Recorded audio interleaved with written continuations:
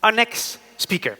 As a response to the Rana Plaza disaster in Bangladesh, she, together with Carrie Somers, founded in 2013 Fashion Revolution, a not-for-profit global movement that campaigns for systemic reform of the fashion industry with a focus on the need for greater transparency in the fashion supply chain.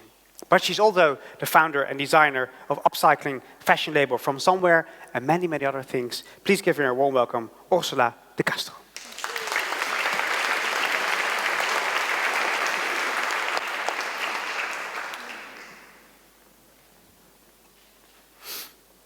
That's the last slide. No.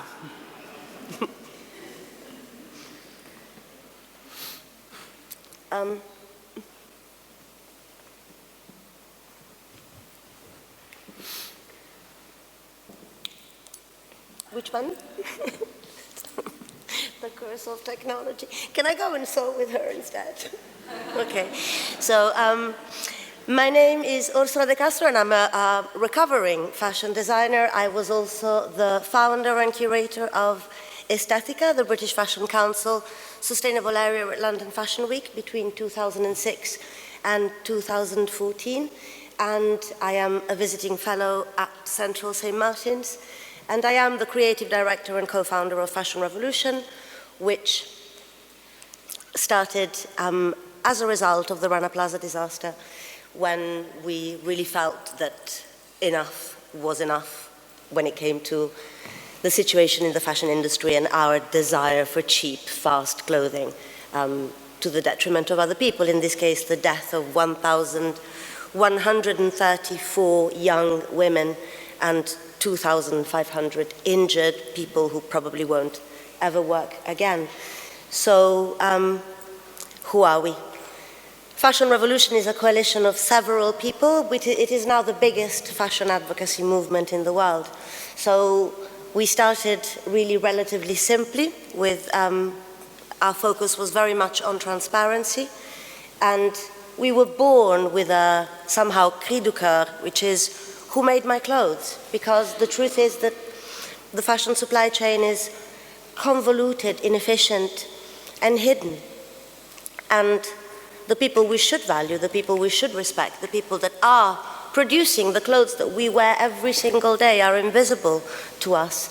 And they're often working in very unappealable and unappealing conditions, working overtime, underpaid, always underpaid actually. There are almost no factories amongst the big mainstream that pay a living wage. So there are so many issues. And as Fashion Revolution, for us, transparency was somehow the first port of call. Not that we know that transparency is the one solution. In fact, we are acutely aware that it's just a starting point. But transparency is the birth of something, a first step, and not just in a very practical term, showing you who makes your clothes in the supply chain, but it's a huge cultural change when it comes to the fashion industry. This industry is based on elitism, on closed doors, on secrecy.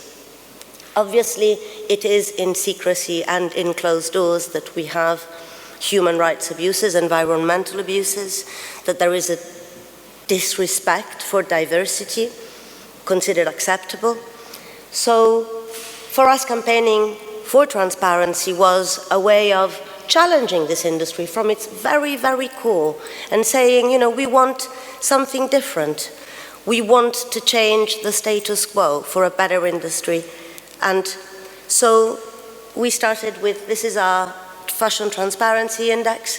This is last year's version, which was downloaded over 40,000 times. And you can find everything that we do is downloadable for free on our website, so you can find the current version available at www.fashionrevolution.org. Interestingly enough, our campaign is growing exponentially. As I said, it started with a hashtag. Sometime as a grown woman, I find it really bizarre that I'm talking hashtags here. But you know, this is how we operate, and we are an online campaign as well as a physical campaign. There were, I think, over 2,000 events this year. But yeah, we took hashtags, and sometimes it's lovely. So, who made my clothes? It spanned another hashtag, which is called I Made Your Clothes, which shows that producers and people that do make our clothes throughout the fashion supply chain really want to be seen, really want to be there, really want you to meet them, because they are just as proud of making the clothes that you wear as you should be of wearing them. But we started enlarging our scope for campaigning, and transparency is no longer our main focus. And we are now looking more and more at waste, at the environmental implications of the fashion industry, its impact. Waste is something which you will probably, I'll show you a little bit later in my slides a little bit later. I've been knee-deep in waste since 1997, one thing and another. But the fact is that we are facing an absolute crisis. Actually, I think that the issue of waste is going to be comparable to sweatshops in the 90s when we will begin to understand the extent that mass production and mass consumption, the extent of the impact that it has, not just on the resources that we use, but actually on those that we don't use and on all that we discard. I mean, we are producing right now approximately 150 billion garments of clothing per year. And we are discarding pretty much as fast as we are acquiring. So according to the Ellen MacArthur Foundation, we are producing, those 150 billion somehow translate to around 53 to 56, sorry, I'm a bit dysnumeric, number of millions of tons produced, and we are discarding 78% of that. It's going either into landfill or in incineration. According to Professor Jen Bailey, approximately 1/3 of retail clothes aren't sold, they're just being thrown away. The average lifetime of a piece of clothing is 3.3 years. And yet if we prolong the life of clothing, as we've heard before, whichever way we find, because we're all different, we're all individual, fashion is individual. I actually love wearing holes, and my most elegant dress is covered with it. It's 1940s. I just wear it with a long string of pearls. It's so elegant. It's practically a hole with a bit of dress around it. But it's for all of us to find a solution. But this is a solution. So we are literally changing the geology of the earth with the waste that we leave behind, says Professor Kate Goldsworthy. And because we do the Fashion Transparency Index, so we survey brands a lot all the time, we know that there is zero transparency when it comes to brands disclosing actually what they do with their waste. What is the waste? Often they will say, well, it's off-cuts, it gets downcycled, mattress filling. What about surplus?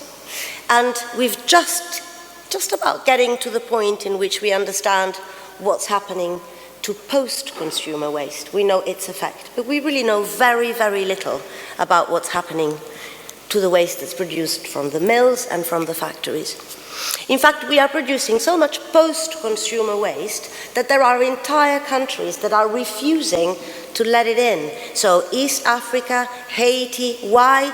Because with our influx of stupidly pre-stressed denim, we don't even have the time to distress our own materials. We buy them pre-distressed by others who incidentally die because of the chemicals that are being used in that.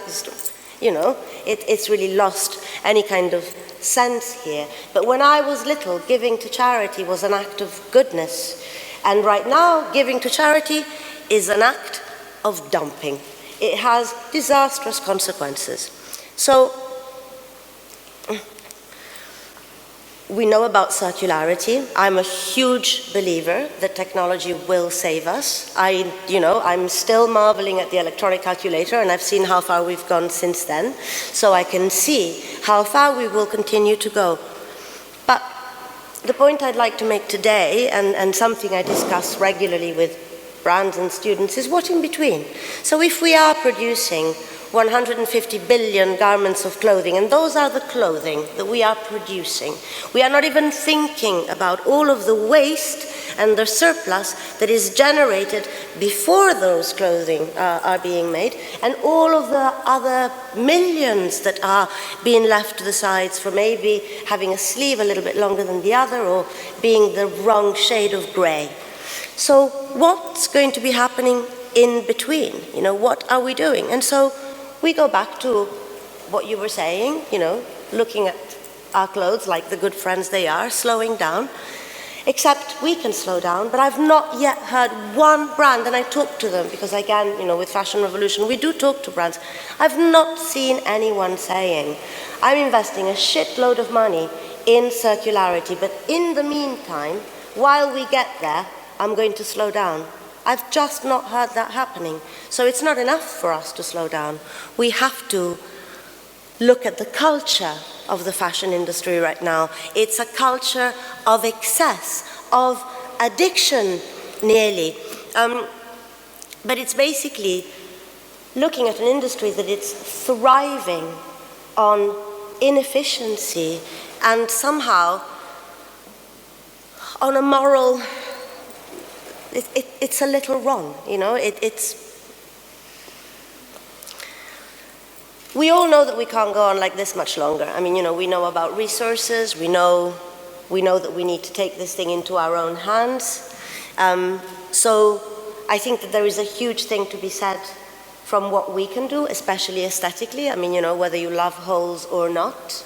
Actually, we used to consider mending or visible mending a sign that we couldn't afford to buy something new. I think now we should wear it with pride as a sign that we can't afford to throw something away.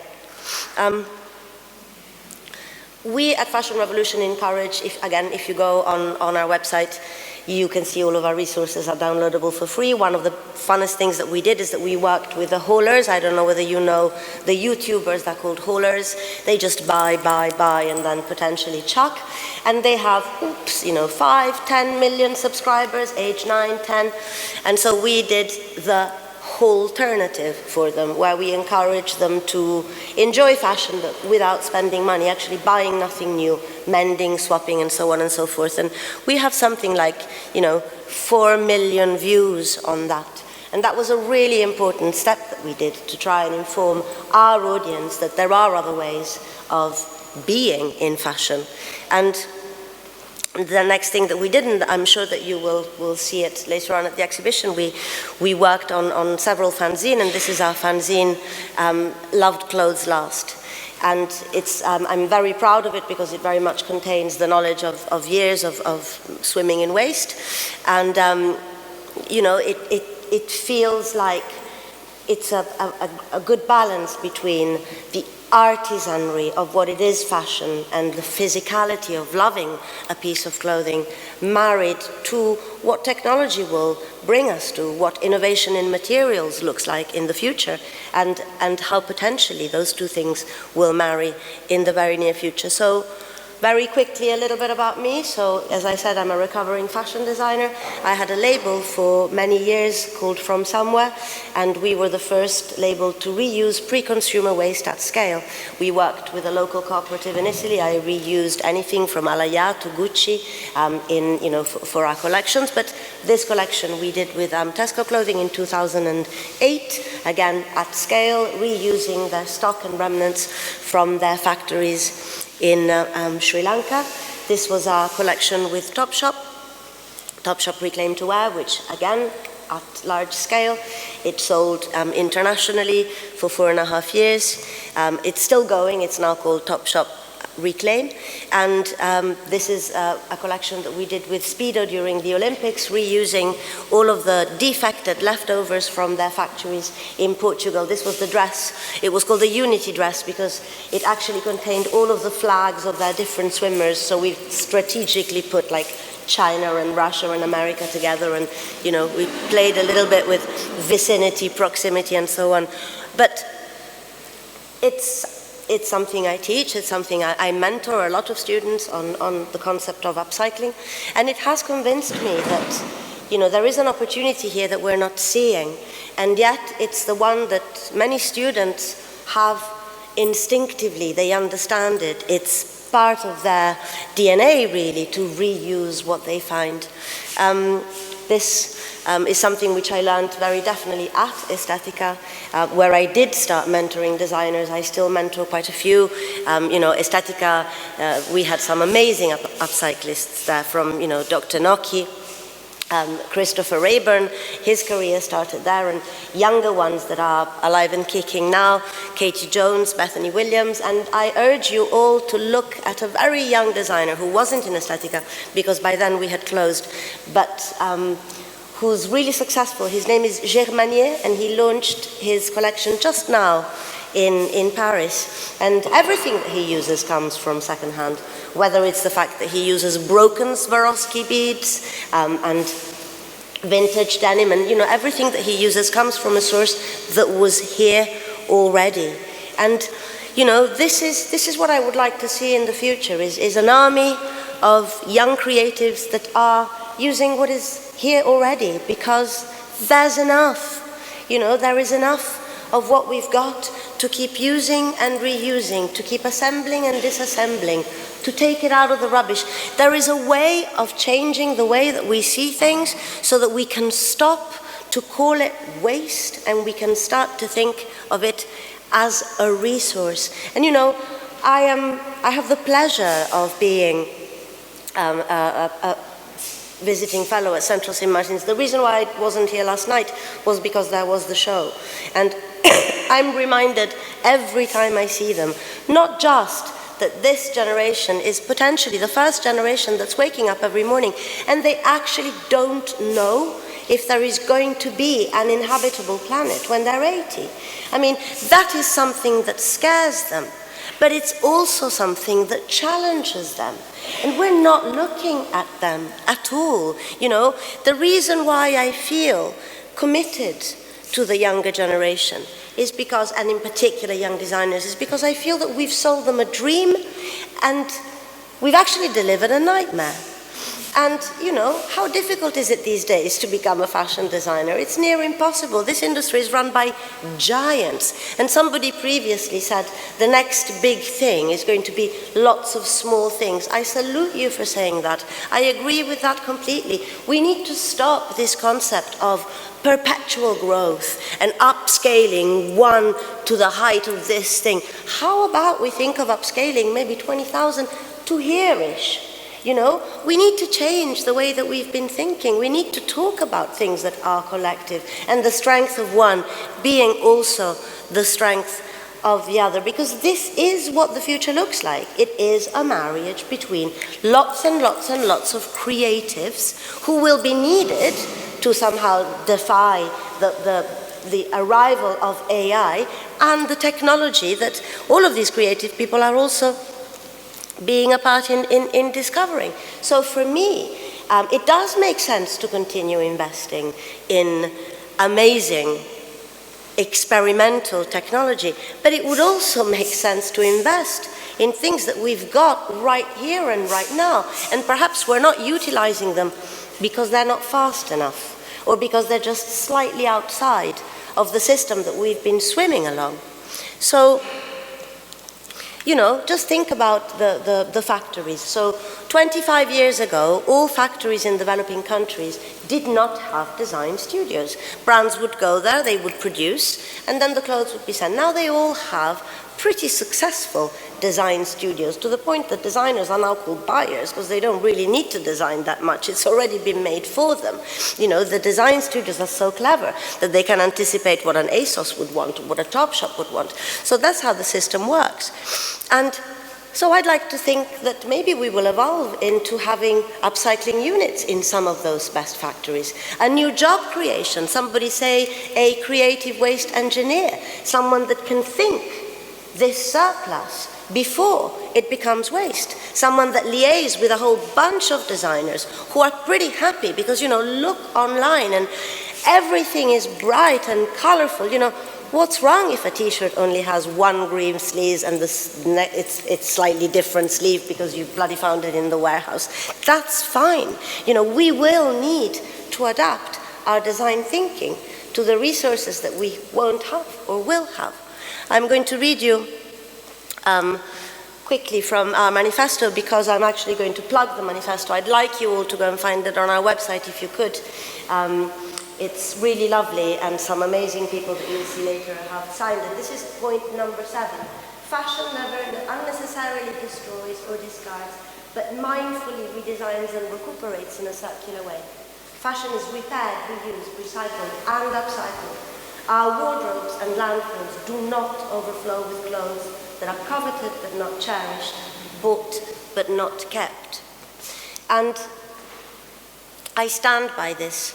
And many other people are standing by this. And we're beginning to see, on our 5th year of campaigning, this was the biggest year we've ever had by far. We've had people really responding to the message. And we are encouraged by this. We are encouraged that we started a strange conversation. And, you know, a few years ago, people didn't really mention supply chain, collective bargaining, transparency as part of their regular lexicon. It's much more normal now. And I feel that, you know, we asked a difficult question: who made my clothes? But we asked it in a simple way, in an honest way. We asked it somehow because we tried to create empathy without pity for the people who make our clothes. And that question is being answered more and more. And as I said, this really was our biggest year so far. We've grown exponentially.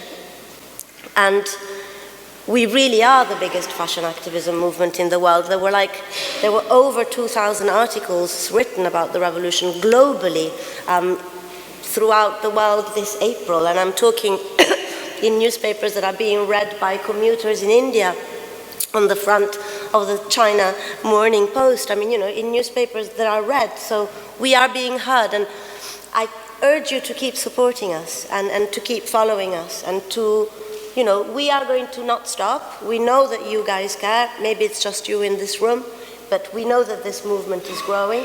And there's been a lot of talk of fashion and food, seeing what's happening with veganism.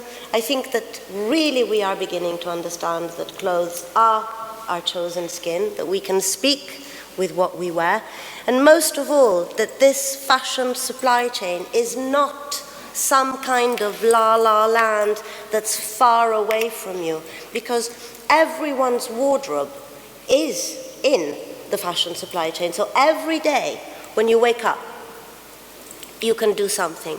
Every day you can be a part of the solution. Thank you.